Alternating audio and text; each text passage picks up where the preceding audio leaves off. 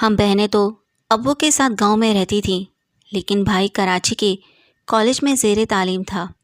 ابو گاؤں میں اپنی زمینداری سنبھالتے تھے، تبھی زمین چھوڑ کر بڑے شہر میں رہنا پسند نہیں کرتے تھے۔ ایک روز سہیل بھائی کا خط آیا، لکھا تھا، ابا جان، یہاں اکیلے اتنے بڑے گھر میں دل نہیں لگتا، مجھے بڑی وحشت ہوتی ہے۔ آپ خدا کے لیے فائزہ اور آئمہ کو میرے پاس شہر بھیج دیجیے، ورنہ میں اکیلا نہ رہ پاؤں گا اور واپس گاؤں آ جاؤں گا۔ ابو اسے اچھے ادارے سے اعلیٰ تعلیم دلوانا چاہتے تھے، بیٹی کی بات کو نہ ٹال سکے۔ امی نے بھی اصرار کیا کہ بیٹا وہاں پریشان ہے، بوا حلیمہ کے ساتھ ان دونوں کو سہیل کے پاس کراچی بھجوا دو، یہ وہاں اچھے اسکولوں میں پڑھ بھی لیں گی۔ بوا حلیمہ میرے والد کی رشتے کی بہن تھیں، ان کی کوئی اولاد نہ تھی۔ بیوگی کے بعد والد صاحب ان کو اپنے گھر لے آئے تھے، وہ ہمارا اپنی اولاد کی طرح خیال رکھتی تھیں۔ یوں ہم بہنیں ان کے ساتھ کراچی آ گئی۔ یہاں کے ماحول اور گاؤں کے ماحول میں زمین و آسمان کا فرق تھا۔ گاؤں سے ہم نے صرف 6 جماعتیں پڑھی تھیں، اور یہاں تو ساری لڑکیاں ہی اسکول اور کالج جاتی تھیں۔ ہمارے دل میں بھی شوق انگڑائی لیتا کہ ہم بھی پڑھنے جایا کریں۔ جب ہم نے کراچی کے اسکول میں داخلہ لیا تو تایا بہت بگڑے، کہا کہ دیکھ لینا، لڑکیاں کسی دن اسکول سے ہی غائب ہو جائیں گی۔ تبھی میرے والد نے ہماری دیکھ بھال کے لیے امی کو بھی کراچی بھیج دیا۔ انہوں نے رشتہ داروں کی باتیں سہ لی، مگر ہم پر تعلیم کے دروازے کھول دیے۔ ہماری خاطر بابا عابد کو بھی کراچی آنا پڑا، جو ہمارا پرانا ڈرائیور تھا۔ وہ ہمیں اسکول چھوڑنے اور لینے آتا تھا۔ میں پڑھائی میں بہت تیز تھی، جبکہ آئمہ کو گھومنے پھرنے کا شوق تھا۔ میں نے جلد میٹرک پاس کر لیا اور کالج جانے لگی، جبکہ وہ ابھی 8ویں کلاس میں تھی۔ اب ہم دونوں بہنوں کے راستے الگ ہو گئے۔ عابد بابا پہلے آئمہ کو اسکول چھوڑنے جاتے، پھر مجھے۔ اس طرح واپسی میں بھی ہم الگ الگ وقت پر گھر پہنچتی تھیں اور کبھی ساتھ آ جاتی تھیں۔ ایک دن بھائی نے بتایا کہ گاؤں سے کافی مہمان آ رہے ہیں، تم لوگ جلدی گھر آ جانا۔ میں نے کہا ٹھیک ہے۔ 2 پیریڈز اٹینڈ کرنے کے بعد آئمہ کے اسکول چلی گئی، اور اس کی چھٹی دلوا کر ہم جلدی گھر آ جائیں گی۔ کالج سے چھٹی لے کر میں آئمہ کے اسکول گئی۔ وہاں اس کی کلاس فیلو سے بات ہوئی۔ اس نے بتایا کہ آئمہ آج اسکول ہی نہیں آئی۔ میں خاموشی سے واپس آ گئی۔ اتنے میں چھٹی کا ٹائم ہو گیا۔ میں دوبارہ آئمہ کے اسکول گئی، دیکھا تو وہ گیٹ کے باہر کھڑی ڈرائیور کا انتظار کر رہی ہے۔ میں نے اس وقت اسے کچھ نہ کہا کہ سچ تو بتائے گی نہیں، پھر ایسے پوچھ گچھ کرنے کا کیا فائدہ۔ سوچا اس کا پیچھا کر کے پتہ کروں گی کہ آخر یہ کہاں جاتی ہے۔ ایک روز میں نے نوٹس کیا کہ آج آئمہ کچھ اہتمام سے تیار ہو رہی ہے۔ اس نے بالوں میں نئے ربن باندھے اور آنکھوں میں کاجل بھی لگایا، جبکہ وہ روز سادگی سے چلی جاتی تھی۔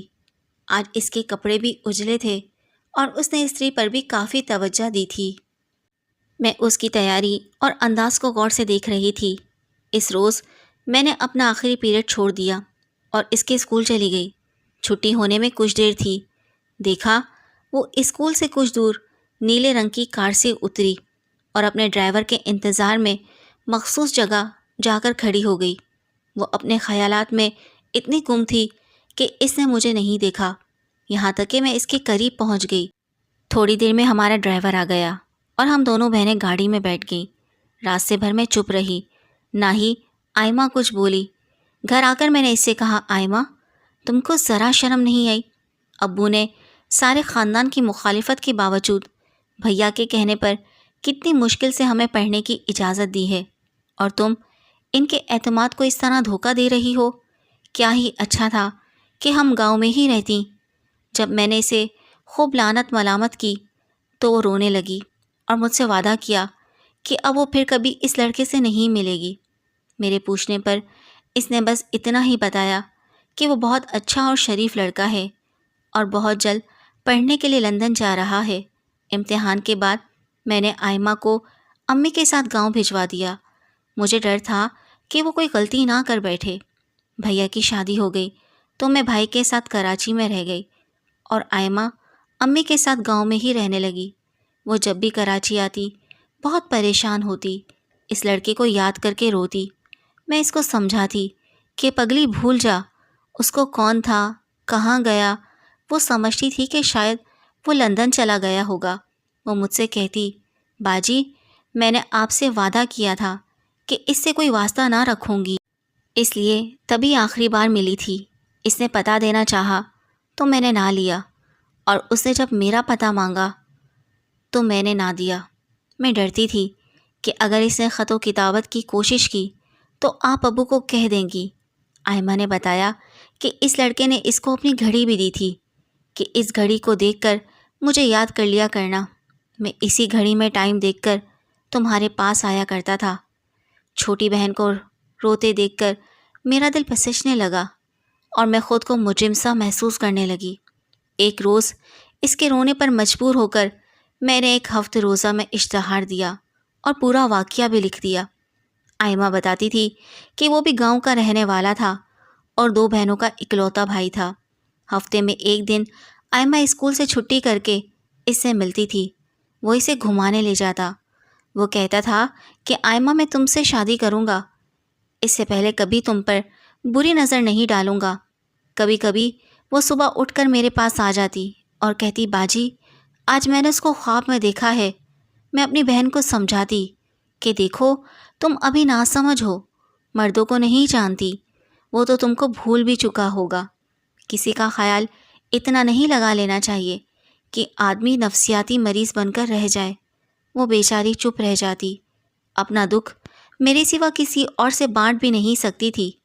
چند روز کراچی میں رہ کر وہ گاؤں چلی گئی۔ اس کے جانے کے بعد بھائی میرے لیے اپنے ایک دوست فیروز کا رشتہ لائے۔ اس کی بہن اور امی ہمارے گھر 1-2 بار آ چکی تھیں۔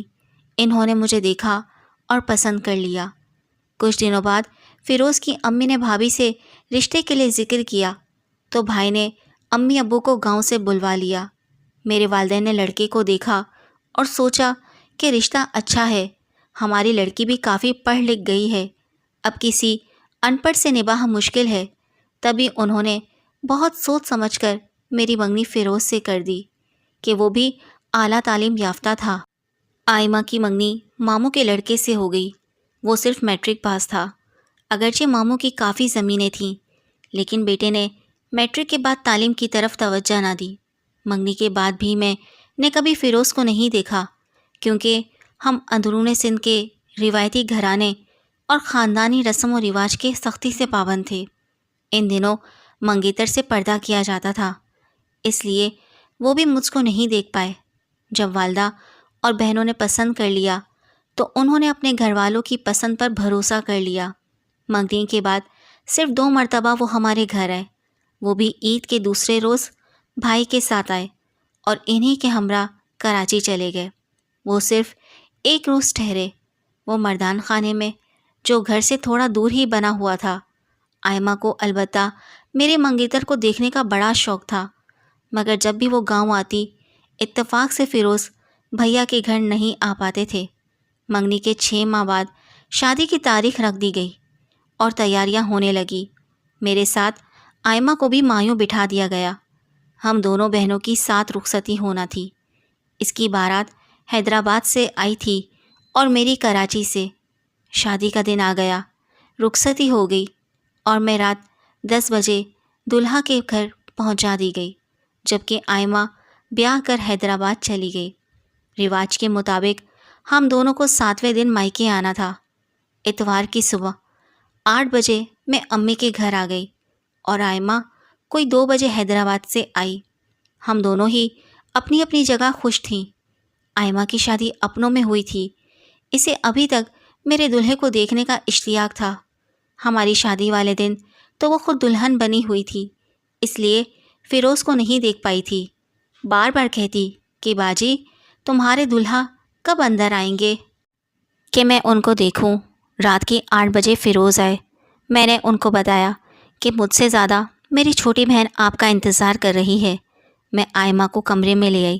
اس کو دیکھتے ہی وہ بجھ کر رہ گئے۔ بولے، آئمہ تم؟ وہ بھی حیران تھی، بولی، وجاہت تم؟ میں فیروز کا نام وجاہت سن کر حیران رہ گئی۔ پتہ نہ تھا کہ اس کے 2 نام ہیں۔ پیار سے ان کی دادی ان کو وجاہت بلاتی تھی، لہٰذا گھر میں انہیں یہی کہا جاتا، اور اسکول میں نام فیروز لکھوا دیا گیا تھا۔ انہوں نے آئمہ کو اپنا گھر والا نام بتایا ہوا تھا۔ اب میری بہن کا یہ عالم کہ چہرے پر خوشی کی جگہ زردی چھائی تھی، وہ بجھ کر رہ گئی، پھر کرسی پر بیٹھتے ہی بے ہوش ہو گئی۔ اس کو ہسپتال لے گئے۔ میں فیروز کے ساتھ رات کو گھر واپس آ گئی۔ میں نے ان کو قسم دے کر پوچھا تو انہوں نے ساری بات سچ سچ بتا دی، وہی باتیں جو آئمہ بتایا کرتی تھی۔ آپ نے آئمہ کو اپنا نام وجاہت کیوں بتایا تھا؟ وہ بولے، مجھے اپنا نام وجاہت ہی پسند تھا، گھر والے بھی اسی نام سے بلاتے تھے۔ بے شک مجھے اس سے محبت تھی، مگر آج سے تم یقین کر لو کہ وہ میری بہن ہے۔ فیروز نے شاید آئمہ کو بھلا دیا تھا، لیکن وہ اس کو نہیں بھلا پائی تھی۔ اس کے بعد اگر آئمہ مائکے آتی تو میں ہی اس سے ملنے امی کے گھر چلی جاتی، لیکن وہ میرے گھر نہیں آتی تھی۔ شادی کو 1 سال گزر گیا، لیکن پھر کبھی آئمہ اور فیروز کا سامنا نہیں ہوا۔ مجھے اللہ تعالیٰ نے ایک بیٹے سے نوازا۔ آئمہ بھی ایک بچی کی ماں بن گئی۔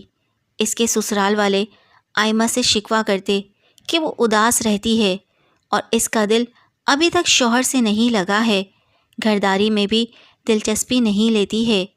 2-1 بار اس کا شوہر میرے پاس آیا اور کہا، باجی آپ اس کو سمجھائیے، وہ مجھ سے سیدھے منہ بات نہیں کرتی۔ یہ سن کر مجھے بہت دکھ ہوتا ہے، مگر میں اس کو کیا سمجھاؤں کہ مجھے خود اپنے سرتاج سے محبت تھی۔